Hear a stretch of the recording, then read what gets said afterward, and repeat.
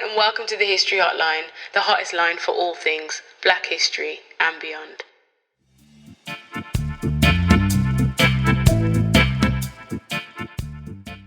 Hello everyone and welcome to episode 46 of the History Hotline. My name is Deanna Lynn Cook and I am your host today, and as always really. And if you are new here, then welcome and thank you for joining us. And if you are returning, you've been here for a while, thank you so much for coming back. I hope you enjoy this episode as much as you've enjoyed the other ones. Now, episode 46, we're really chugging along on this podcasting journey. Today we're going to be thinking about immigration acts and laws. You might be thinking, if you've been here a long time, haven't you done an episode like that already? Yes, I have. I have indeed. One of the early episodes I did, I think last December, with a fantastic guest, my first ever guest, Hannah Gaffey. We spoke about the immigration, current situation when it came to immigration, the Home Secretary, some of the decisions she was making at the time, and how that had an impact on refugees and asylum seekers, their rights in this country at the moment as things stood. And we looked at some charity work that a charity called Mosaic were doing, which is where, Hannah came from and was doing that work. So, have a listen back to that episode. It won't all be relevant because it was quite a topical current affairs episode, but there was a great amount of history in there. And I was thinking about what I said in that episode in regards of the history. There was like a mini history right at the start. And I really wanted to expand on that because I've been thinking about immigration a lot, mostly at work, but just generally, I think the situation in Afghanistan, the situation in Haiti and the US border, and just generally the way that, governments police borders, that historically they have literally drawn lines on a map to say you can come here and you can't. And yeah, I'm always very fascinated by the policies and the laws that go into that. And I personally think Britain as a country, I think it relies on migration. Its whole history, its whole being, its existence. If British people had not migrated out to go and colonise, the majority of the globe, then our country wouldn't look the way it does. And similarly, in the early stages of British history, and I mean like way back before I can even wrap my brain around how things were, white people, the Celtics, people of the Roman Empire, all of the Vikings, all these people were moving around. They were moving around Europe, they were moving around the world. And we forget when I say, this country is reliant on migration. It's fabric, it's, threads that sew up the culture of this cloth, of this nation. Sorry to get so poetic. I think rely on migration. And you might be thinking, oh, well, yeah, sure, it's a fairly multicultural place in most cities. But I don't necessarily just mean the movement of black and brown people. We often think about migration as that, but white people move around too. But what I've noticed is when we think about migration in this context today and, and maybe in a more present narrative, we don't ever think about white people moving around, say from Australia, from Canada, from America. We don't think about them like that. We have done when it's come to Europe, because in this country we othered people from Eastern Europe. We other Europeans sometimes, especially now following Brexit. But I think it's quite interesting to think of migration as a whole. And a lot of the migration acts, I would say, that we're going to look at today, it's going to be, I think we're looking at around 7, so stay with me. But a lot of them were to curb the movement of people that were different. And by different, I mean different religions, different races, different cultures, different political ideologies, the countries they were coming from. Maybe they were fleeing communism or something of that nature. And it just seems to me that when it comes to a potential movement of people into this country, based on what Britain have done in the past, and the links that said country has with Britain historically or otherwise, people in this country other that group of people and create negative stereotypes as to why they cannot be here, as in England, and why they cannot survive here, and why them being here will have a detrimental impact on quote-unquote native British people. And I hate that term because it's stupid, doesn't make any sense. Factually inaccurate. Like, who is a native Briton when the whole country relies on migration for it to exist? Anyway, not the point. We're going to be looking at migration acts today. Immigration acts and laws starting all the way back in 1905. And can anyone guess the 1905 Aliens Act Think about the language there. Aliens. Who was this for in 1905? And while you think about that, we've got a little word from TK from For the Love of History podcast. So listen in and think about who was targeted by the Aliens Act of 1905. I'm TK, your guide to the past as we uncover the people, events, and little-known facts hidden in the shadows of your old history textbooks. From Empress baddies to activist profiles, turkey gods and the history of the toothbrush, tattoos, Pompeii peepees, and everything in between, you can find it all here. There's no telling how far we'll dig or how many historical facts we'll re-examine. No event is too small, and no topic is too big, because this is For the Love of History.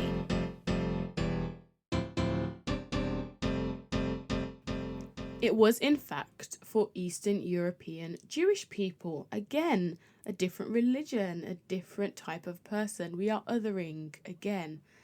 I'm going to say that a lot today. It's my new favourite word. Word of the week, othering. So, there's a lot of theory on othering if you ever want to read up. Just type in othering. You'll find a lot. I'm not going to go into it today, though. It's probably for another episode. But this first act, one of the very first acts actually to be passed in Britain to control immigration, gave the Home Secretary overall responsibility for immigration and nationality in Britain. It also meant that anyone that wanted to migrate to Britain had to be registered. Prior to this, you didn't have to be registered to move, Not to say there was necessarily 100% free movement of people, but if for any reason you needed to move to England or be in England, that could be done. But now we've got a person, someone in government who is in charge of nationality and immigration. Immigration doesn't scare me so much because I feel like there has to be and probably should be a written record of people moving in and out. But nationality is a different thing, especially when you have Britain, who has numerous colonies. It has numerous countries that it has colonized and is now in charge of all around the globe. Nationality is a very subjective term, and we're going to see how that's been weaponized against black and brown people historically. And this idea of immigration, being controlled and it being monitored, it's kind of the start of I guess, this country, tracking people, and the start of them knowing where X person is that might not have been born in this country, but what are they here? What are they doing? Where have they come from? What's their character profile like, And so, this act is the start of what people like to describe as Britain closing the door on people from other countries. The door begins to close, and by the time we get to the end of my timeline, and it's about a 75-year timeline, 76-year timeline, we will see the door close more and more and more and more. It gets swung open at one point, and then gradually it gets closed more and more. It's my analogy of the episode. This door of immigration to Britain closing gradually. So, that was that. A lot of Eastern European Jewish people were fleeing persecution, religious persecution at that, and so they came to England. A lot of them settled in East London, in the Mile End area. That's why you have those fantastic bagel shops, and you have rich Jewish culture in the East End of London, and that is that history. Now, yes, we are talking about white people. However, their religion would have had them othered, and the fact that they were not coming from Britain. And it's very interesting to see how and what the lines are of you being different. Because today, I think if we saw a white Jewish person, I don't think they would be othered in the same way as they were in 1905, because we have a new and a bigger other, which is black and brown people of different religions. I'd say Muslim people are othered quite a lot in this society. So there we go. That is 1905. Now, by 1914... that Aliens Act has been restricted. It's called now the Aliens Restriction Act, funnily enough. And it was passed because there were all these Eastern European Jews fleeing, but Britain decided they didn't want the poor ones. They said, we don't want no paupers. We don't want any criminals. And I quote, it was to prevent paupers and criminals from entering within a large wave of Jewish immigration. And this was for fear.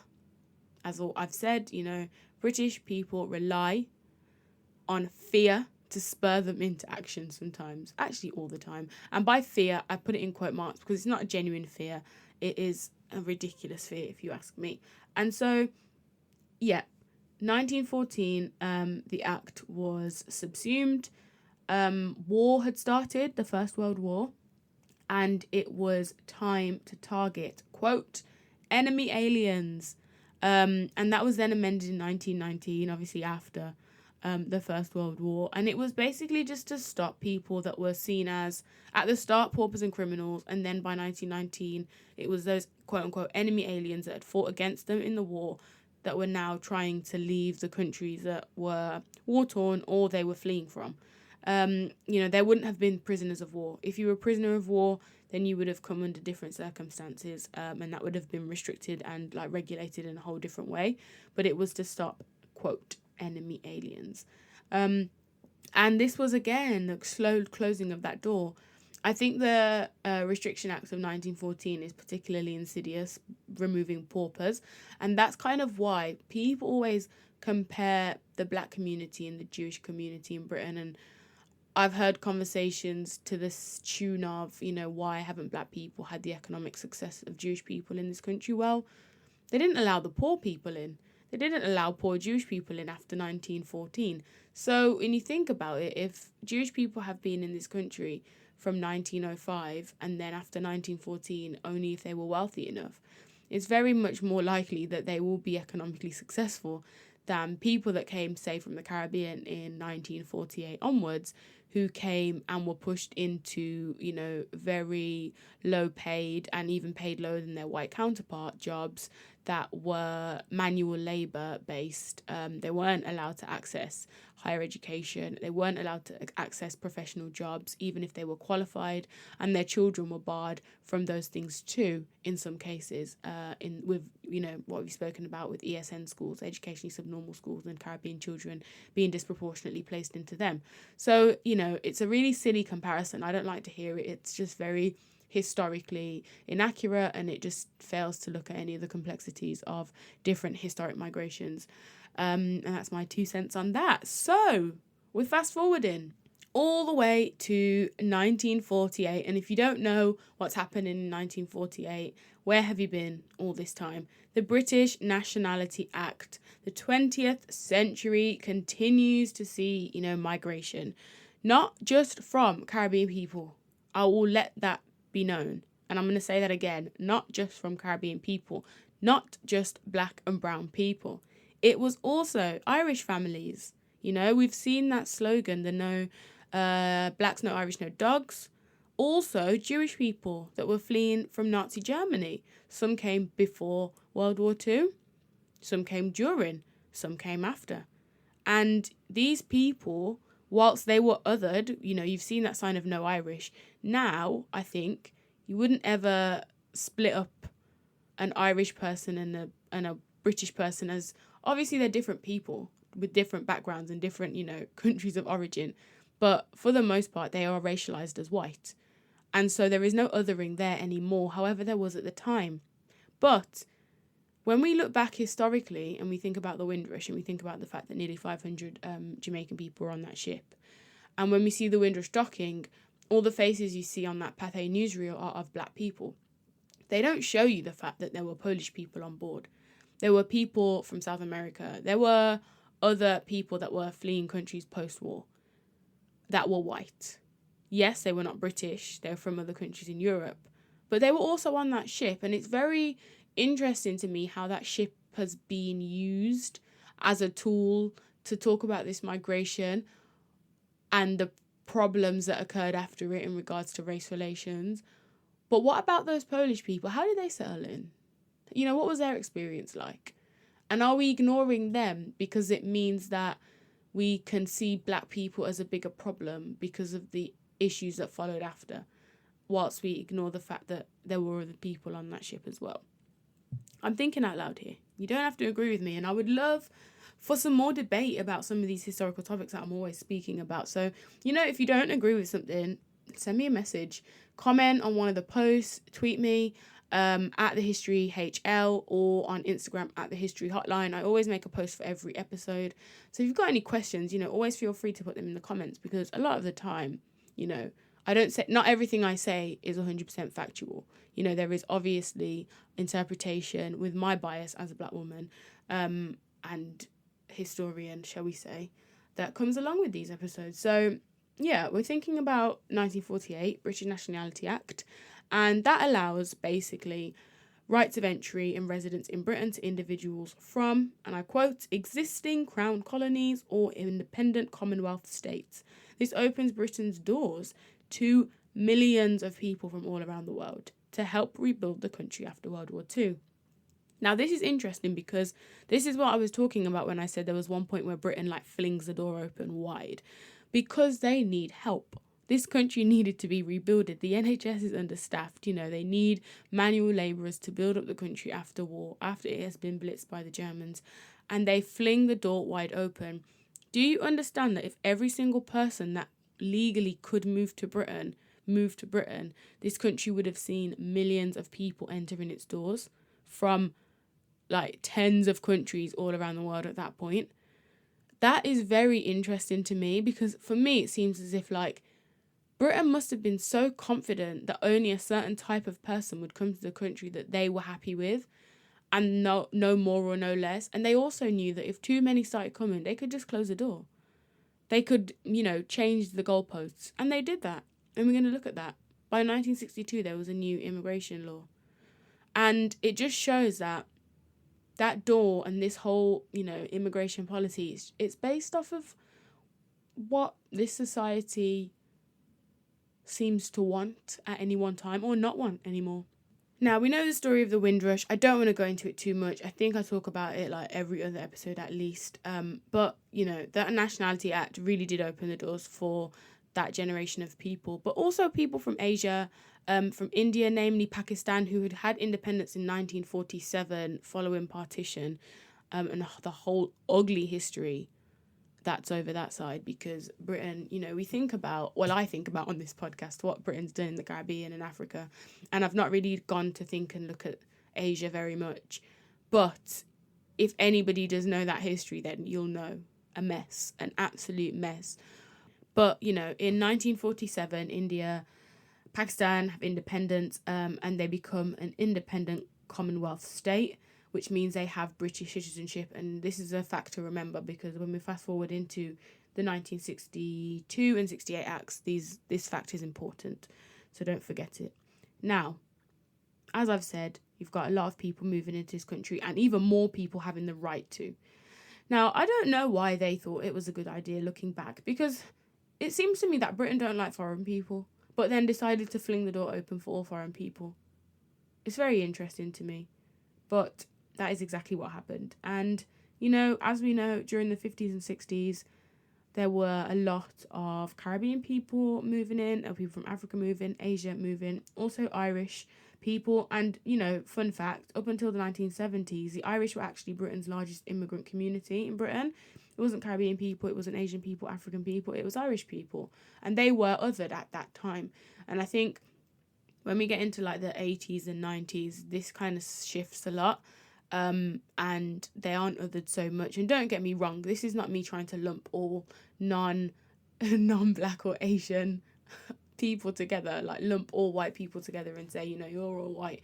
That's definitely not what I'm saying in this context, because, there is definitely history. And if we ever get into the history of Ireland and Britain and their relationship and Northern Ireland, it's a lot. So that's not me doing that. Please forgive me if it's come across that way.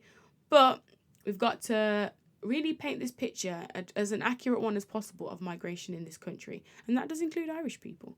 So, one thing we will note at this juncture in the 50s and 60s and 70s is that, I have numerous episodes on this podcast alone of the anti-immigrant sentiment.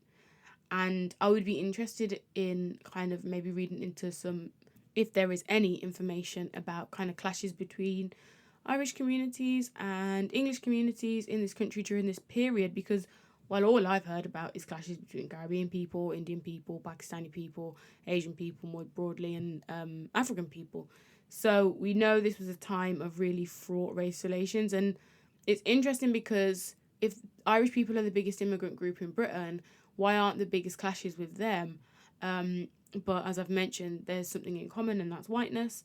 It was the non-white workers, the Caribbean people, Indian people, Pakistani people, Bangladeshi people, African people. Sorry to be like just saying countries and then continents, but I was going to say all the countries in Africa, and I thought I can't do that. So yeah, in the 50s and 60s, they were bearing the brunt of Britain's racism and intolerance. They were feeling that more so than any other group, and it's been very well documented when we think about racial tensions in this country.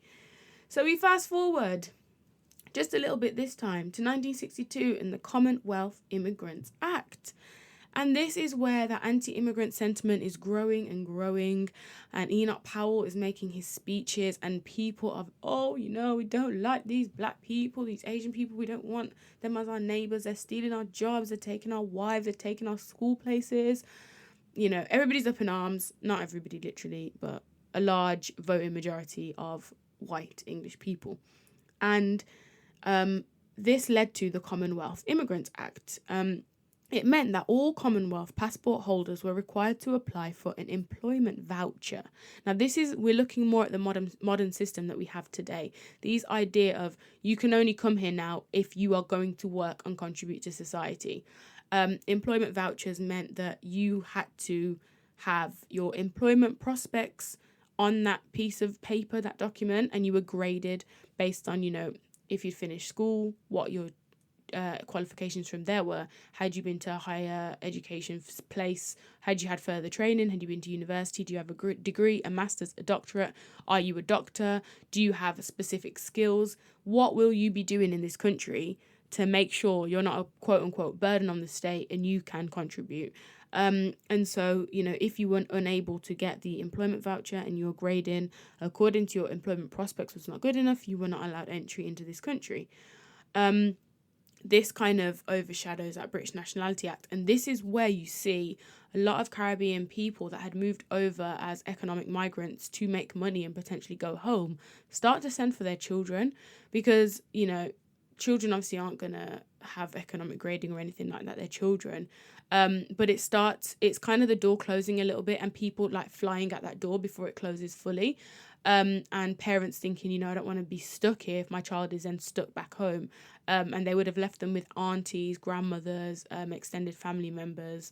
And so they would have sent for them. And this is where you start seeing a rise of racial tensions and all this kind of issues in schooling in the Caribbean community in Britain, because you've got this mass movement of children coming over to this country.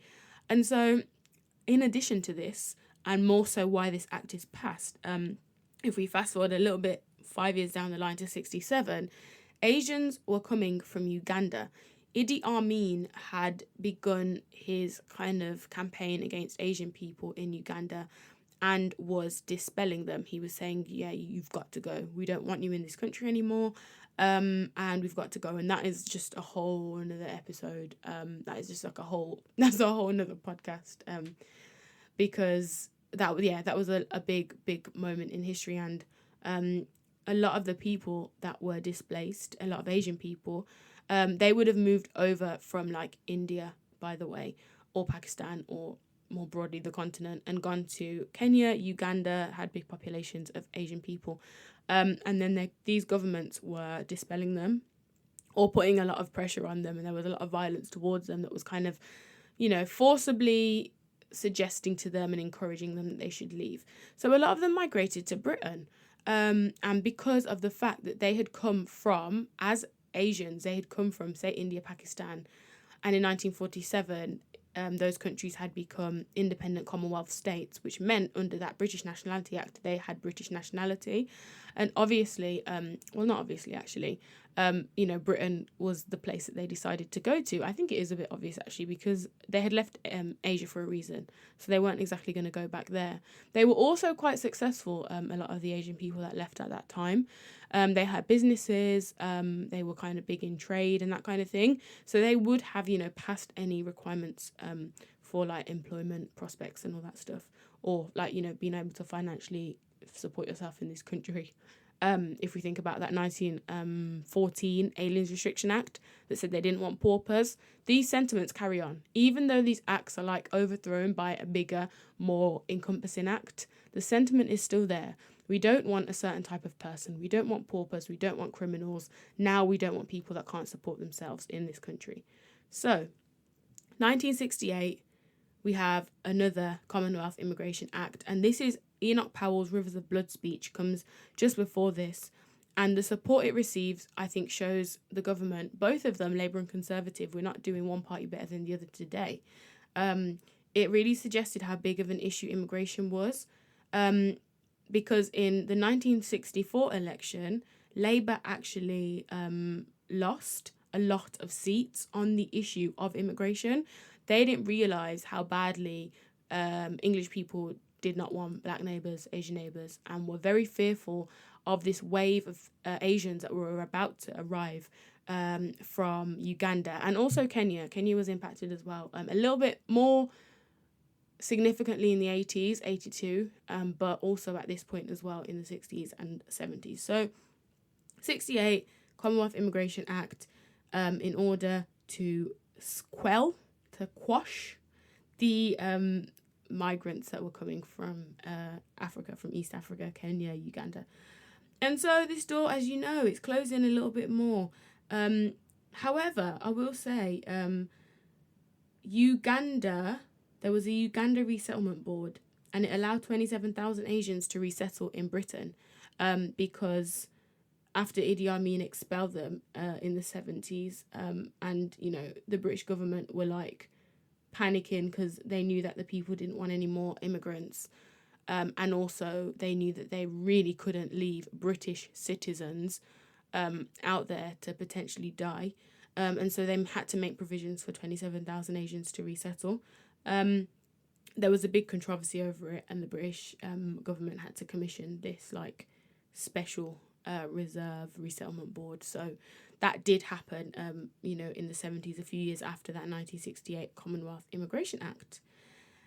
You can see that immigration is just a huge issue for this country, and it becomes clear as well as we move to the end of the 60s and early 70s that these people that have moved here from West Africa, East Africa as Asians or as African people, from the Caribbean, they're not going home. This idea that they were here for 5 years to get a job, get some money, and go back home, it wasn't happening now. They've been here since 1948 and the 50s in bulk. So this is a good, 20 years of migration. The numbers are growing and people are not going home. They are forming communities, they are creating families, they are marrying, they are buying houses, they are settling, they are not leaving.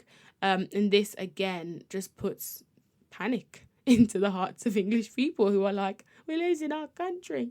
And so by 1971, we have another Immigration Act. So in the space of 62 to 71, that's 9 years, 3 different acts to curb and quell immigration in different ways. And this 1971 Immigration Act actually replaces the employment vouchers with work permits and actually allows only temporary residents. So instead of saying to someone, yep, you've passed we've graded your employment prospects, fantastic, you have now indefinite leave.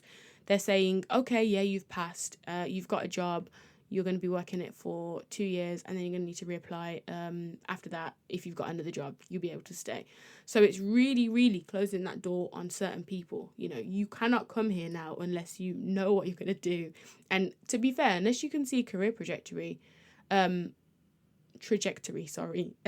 the job or the field or the career you're choosing, there's a chance you might get sent back home after a while. So I think you have to be a bit smarter at this point if you're trying to move to this country. And as I've said, the door is kind of closing a little bit more. However, another thing which I think is a little bit insidious, it also starts to make provisions for voluntary repatriation, i.e. sending people back home, i.e. if you've decided, right, you've had enough, we'll send you back home for free. We'll even pay for your passage on a boat, ship, or plane. And I think, it's slipped in most commentary on this act, but I think it's quite telling at this point that Britain were not only trying to close the door, they were actually trying to kick people out before they fully closed it shut.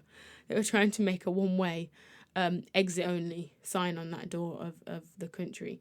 And so, that act was passed. I don't really think it did much to curb immigration. The numbers kept growing. Maybe it slowed them, but the populations of non-white people in this country grew for different reasons as well. Not just, that Windrush generation still coming, but people fleeing different wars in different parts of the world, people coming for better economic opportunities in different parts of the world, the EU bringing a big wave of migration in the later 90s and 2000s and even the late 2000s up to now, and obviously Brexit closed that door. Can you see? It continues. I didn't add Brexit to my notes, but maybe I should have. I stopped in 1981, which is the last act we're going to look at, but maybe I should have thought about Brexit. So, the New Nationality Act of 1981, which abolished the 1948 definition of British citizenship and replaced it with 3 categories. Number 1, British citizenship. Number 2, citizenship of British dependent territories. And number 3, British overseas citizenship. It moved the automatic right of children born in the UK to be considered British citizens unless one parent was a citizen or settled. So there we go. 1981, the New Nationality Act, which is, I think, the act that is in law now. There have obviously been new acts and amendments, but nothing, I think, to the extent of what we saw from 1905 to 1981. That is all we have time for today. A whistle-stop tour throughout a few immigration acts, laws, policies, and the histories behind some of those acts. Don't get me wrong, that was very brief. I could have done an episode on each one of them, but I wanted to kind of give an overarching story of immigration in this country. And when you hear, ministers, MPs, especially that Home Secretary of ours, speaking about immigration and people coming to this country, listen to the language, listen to the terms used, listen to the types of people they're speaking about and how they speak about them. You only have to turn to certain newspapers to look at some of the language politicians have used about different immigrant groups historically and in more recent times. And I won't quote it on here because some of it's just absolutely disgusting and offensive, but yeah, just, be aware of the language being used and be aware of this metaphorical door that's slowly being closed and think about why it's being closed and on who.